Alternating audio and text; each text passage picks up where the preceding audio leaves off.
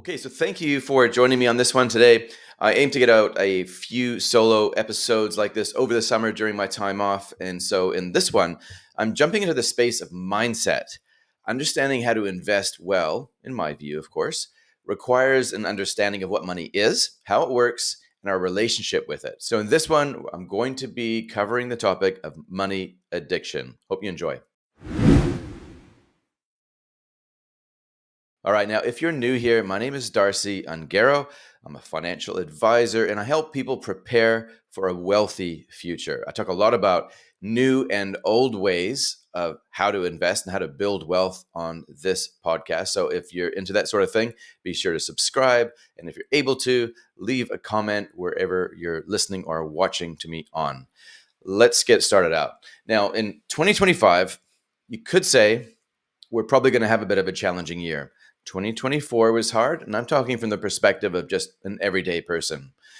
I'm considering headlines that I read towards the end of last year. The stretched majority, a nation in financial distress. New Zealand's young are leaving in record numbers as cost of living bites. Economic refugees flee from New Zealand as cost of living crisis deepens. Unemployment's spiked to around 5% already. Some forecasters are expecting that to continue to rise. Typical households, especially those with mortgages, are struggling under the weight of higher costs, both on the mortgage payments, of course, and on the stuff that they need to buy. And thankfully, it's just a cycle. And if you can keep building or take more ground during this time, then that's amazing. That's awesome. But for many people, it's actually just about hanging on. As a financial advisor, I've always been kind of fascinated by these two groups of people, those with and those without. Both groups are at risk of making significant life changes with big downstream impacts because of a lack or even a surplus of money. So, money addiction affects the rich, it affects the poor, just in different ways. It affects all of us in forms that will change throughout our lives. But what is money addiction? Now, I'm not suggesting for a second here that you're going to find the term money addiction in the fourth edition of the Diagnostic and Statistical Manual of Mental Disorders. But addiction, you will find defined there. And I think we can kind of make up the rest of this definition. But addiction, at least, is defined as a compulsive engagement in a rewarding stimuli despite adverse consequences. So it's when we find ourselves doing things compulsively just to get some sort of stimulation or pleasure out of it, despite the hangover, despite the mess that comes at the end. And I, therefore, will define money addiction here as just bad money decisions that are made in the pursuit of pleasure that create bad outcomes later on, both in our personal and in our financial realms. So, how do you know if you're addicted to money? Well, I won't keep you guessing, but just consider this. Do you tend to make impulsive financial decisions or frequently put off important money matters? Do you use investing as a cure for some sort of boredom? Or do you consider your net worth as some sort of shield that keeps you safe? And the clincher, has there ever been a series of adverse effects, both in your own life, your financial world, or in the lives of others, as a result of your financial decisions? Now, of course, nobody's perfect here, and we're all going to make mistakes, and we're all going to suffer from a little bit of money addiction throughout our lives. But when money influences our lives more than it should for the majority of time, there's often a really big mess at the end. And I think we're all going to go through financial challenges, and that's just part of life. But the self-inflicted stuff, the stuff that comes because we were a bit of a muppet, well, if we can actually do something about that just by talking about our mindset, then to me, that kind of feels like a really important part of learning how to become a better investor. Back in 2002, I started out as a financial advisor in my own practice. Before that, I also had a business. But when I started out as a financial advisor, I was very, very clueless. I had no leads, I had no prospects, I had no experience, no idea how to get traction in an industry that I didn't really understand. So I was well and truly thrown into the deep end. But with my previous business, I learned how real the struggle was to build something out of nothing. And just by building up a cleaning business during university, which I then later on sold. But there were times during that first business and the second business where I had to endure long periods of no income, especially at the start when I was just getting started. And so the second time around, I was more prepared for it. But it was harder though as well because I had more to lose. I just got married and we were thinking about having kids. So it was really important for me to really drive up that income as fast as I could. But in that first 12 months, I would have been better off being on a government benefit. In fact, it was so tempting to give up that first year to go and get a real job, to go work at a bank or in a junior role with a fund manager, that it was actually a really massive distraction. If I didn't solve that income problem, how was I going to afford the home? How was I going to afford the family? The lure of money was trying to pull me away from my own destiny, from where I really felt that I needed to go. But fortunately, I guess it's fortunately, I stubbornly persisted. I refused to make money the objective, and instead, I eventually forced the money to become the outcome. Now, it's not been about success for me in the area of money addiction. I definitely don't want to pretend to be perfect here. I don't think I ever shared this story either, but about 7 years ago, I signed up to an online platform where I was able to trade shares, crypto, commodities, and foreign exchange. So I was able to go short, go long, and use leverage. So I watched a few YouTube videos and learned a lot. It was actually quite interesting. I did a lot of research. That's when I really started getting quite interested in the macro economy piece. And when I gave it a go, actually kind of felt like I knew what I was doing for a second there. I felt like I was quite skilled. I was putting into practice things that I was learning and I was getting a good result at the end, good outcomes. And so that reinforced this behavior more and more. And I think in 1 week, my account balance spiked by about 50%. I did incredibly well. And so I started to dream about what I might do with this money because, hey, it was easy to get. I started dreaming about buying a boat, maybe getting a new car, taking a big holiday. I can now easily buy all that stuff. And all I needed to do was just keep going, keep on doing what I was doing. I didn't see this at the time, but the easier it was to make that kind of money doing that kind of work, which was relatively easy once you understood the rules. The the weirder the plans were for the money that I would make off the back of that. Without realizing it, money was actually starting to influence my behavior like this in a not a very good way.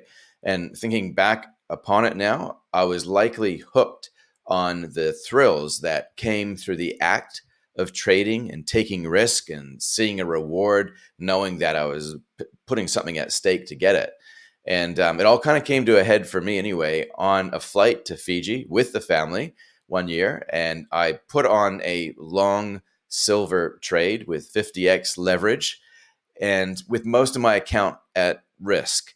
So if it paid off, our entire vacation costs would have been covered though.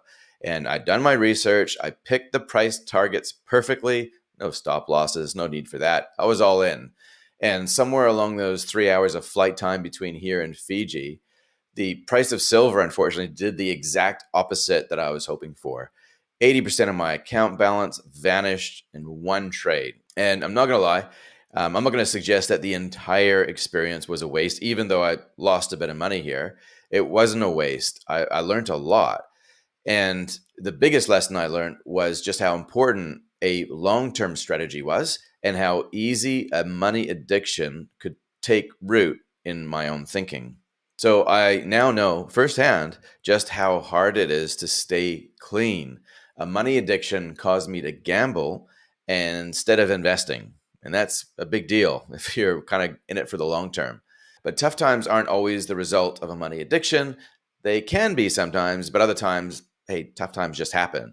But even those that have achieved a significant wealth may suffer from a money addiction. So typically, this manifests itself as a loss of purpose. They have all they need, but no idea to what end. They don't know what they're doing it for or the reason why. And this is particularly true for individuals who made accumulating wealth their primary objective in life. And I don't mean that in a really harsh way, like that's all they did. But if money featured too much, or if it was too much of a focus in their lives at the expense of other things, then that's where this really starts to play out. I once worked with a very wealthy individual who had amassed an amount of wealth that he could never, ever spend. He had no kids to give it to either. So bringing in returns to live off of in retirement wasn't something that he was coming to me for advice on. He was simply just finding himself at risk of losing his sense of purpose with his investment activity. He wanted to keep doing it, and he felt like he almost needed to keep doing it because it was integral to his own well being. I suggested that the issue was the position that money had actually taken in his life. It started off being a really useful tool to get what he wanted and to build some cool stuff. But somewhere along the line, it became the master of him. He never married, he never had children, but instead, he just kept on building up his engineering business and he plowed all of the money he could back into commercial property to generate investment income. He was addicted to money and the feeling that it gave him when he amassed more of it. So, what was the cure? Well, there's not really much cure apart from finding a better purpose. So, in the end, it was for him, it was to donate generously to charities that he could believe in. He's still growing wealth to this day that I'm aware of, but now it's not just for comfort or for pleasure or for his own financial security, it's for purpose. So that's a good ending. And that's the good news here is that money addictions are not as bad as coffee addictions, right? Like they can be cured and it is possible to get through it with just some simple mental hacks. Placing our wants ahead of our needs is an easy way to become addicted to money. So to reverse it, you just reverse it. And there are three groups of people that I know that exist out there that I'd like to speak to specifically around how you can reverse it if you've developed some sort of money addiction in your life. Those starting out, like up to the age of 35 years old, those building up, typically up to the age of 65, and those winding down, say from 65 to, well, when you've wound down, right? When you're dead. So, firstly, when you're starting out, a money addiction here can often come in the form of performance pressure, peer pressure, keeping up with the Joneses, comparison. I think I'm making my point. We buy into the power of compounding returns, but become frustrated at the start because our pace of growth looks really pathetic. Because, hey, that is a compounding curve. It starts out pretty modest. Too much ambition can easily become the primary motivation that drives you. If you're not careful, in my view, you can become a slave to whatever you let control you, including what other people think of you. So the thrill of making a start becomes a cheap substitute for sustained action. It's more important for you to be seen as someone who's involved early, who's on to the next thing, who's always making a quote unquote smart financial decision. But it's a cheap substitute for the sustained action that you know you need. So the secret formula, the coaching session, or the online course. Hey, I know I'm on both sides of this equation. I'm a consumer and a producer of that stuff. It is not hard to start these things. It's not hard for people to start and to sign up to things. What it is hard to do is keep going. I can tell you that personally from the online courses that I have. The lower the cost is for people to sign up to these online courses, especially the free ones, the less likely those people actually make a start and complete it. And whenever it's on sale or I do a special deal for these courses, those that get in on the discount never make the progress as those that pay full price.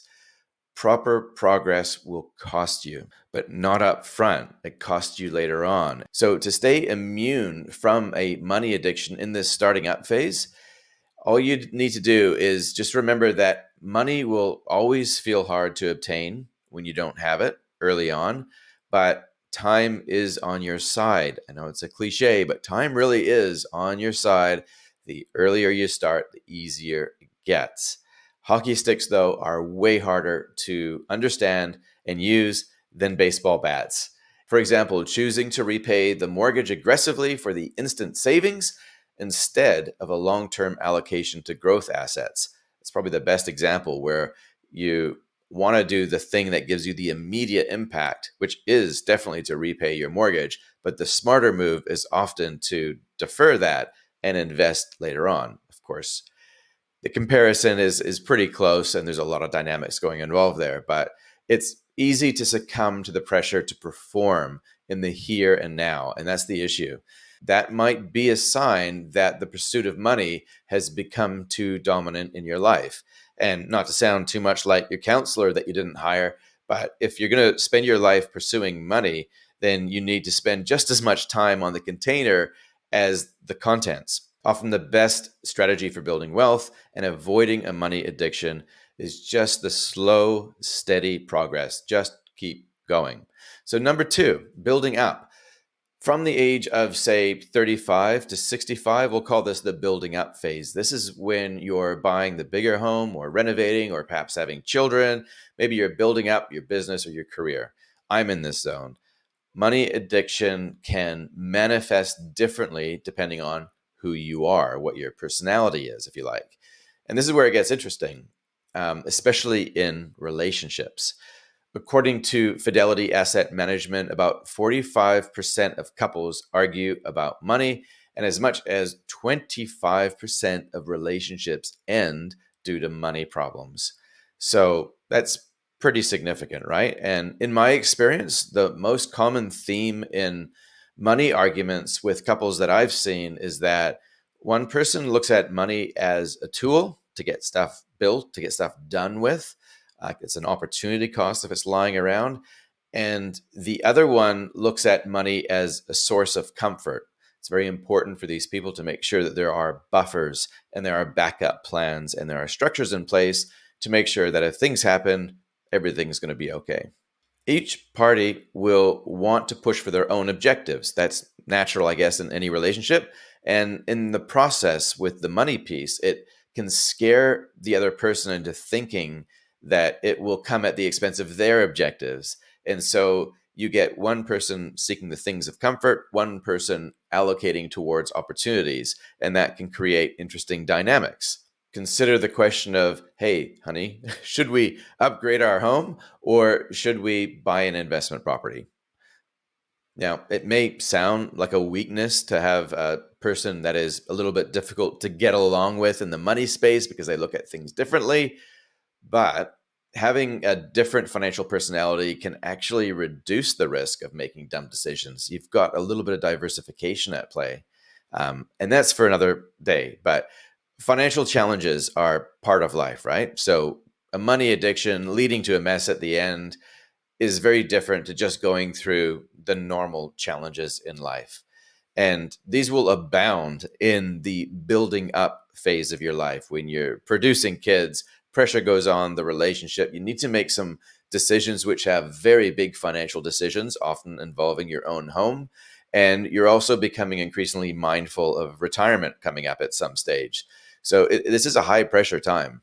And you've heard it before, though, right? Like what doesn't kill you will make you stronger. Of course, it may also make you permanently disabled. They don't mention that part. But sometimes these challenges can actually give us what we need for the next leg of the journey, too. All right, so that brings us to number three in the winding down phase of life, retirement. Now, I've often observed two groups of people during this retirement phase of life. Those who have their primary focus on their retirement, like proceeds, how are we going to get through? Do we have enough money? And are we going to be able to take care of our kids in the process? And those who derive some sort of pleasure in the pursuit of investing because it's for a much bigger purpose. Both groups need to hear a very simple message. Your money is there to be spent. Decide who's going to spend it and then get on with it. Dying rich is not winning the game. Someone has to spend your money, and often the best person to spend it is you.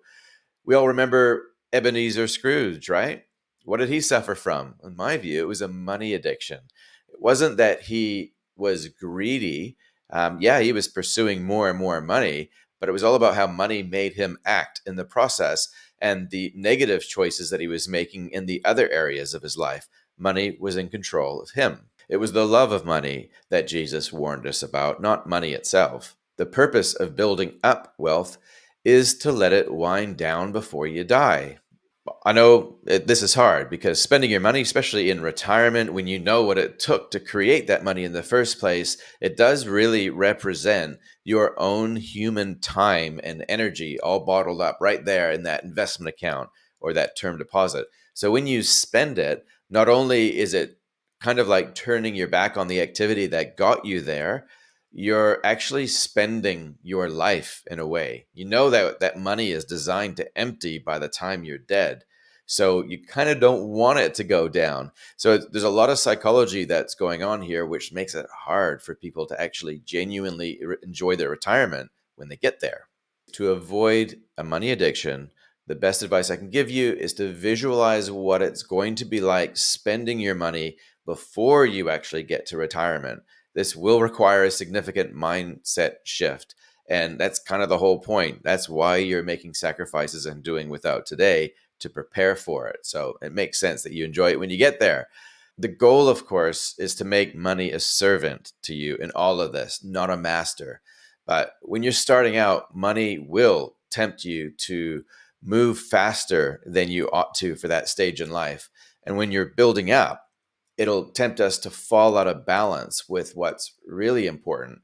And finally, in retirement, it'll tempt us to hang on to something that's not, in fact, eternal.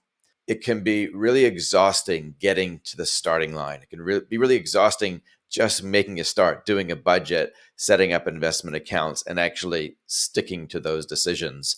The starting line, though, can so easily become the focus, the destination, and people get stuck there all the time. And there's no energy left for sustained progress for the actual race.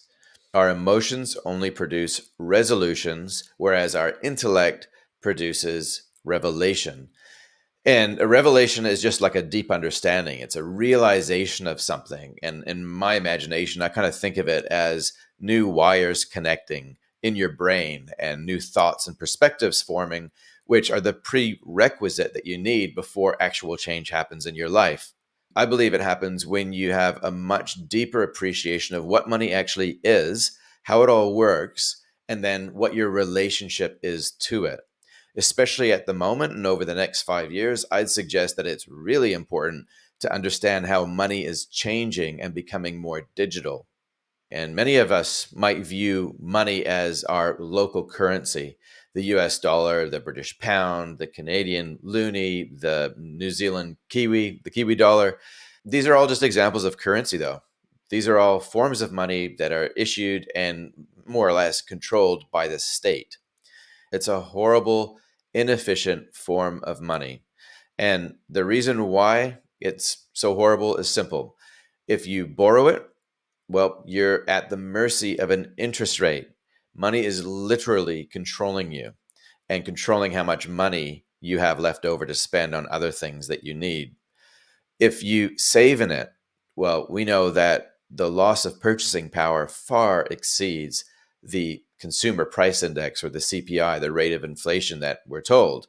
It's more like 10 to 15% when you consider the currency debasement that happens in the financial system between the government and the central bank. I guess what I'm saying is, think about this before you sacrifice your physical, your mental, and your family life in the pursuit of something. You're basically chasing something that is infinite, that man has created. And that doesn't sound right to me. I think that if you're going to be addicted to something, make sure that it's the good stuff, right? Don't get addicted to fiat currency, because effectively we're all just suckling on the teat of the state. Becoming addicted to a token that can be printed out of thin air is the definition of stupidity. And I think we all are addicted to money, if I'm honest, to some extent.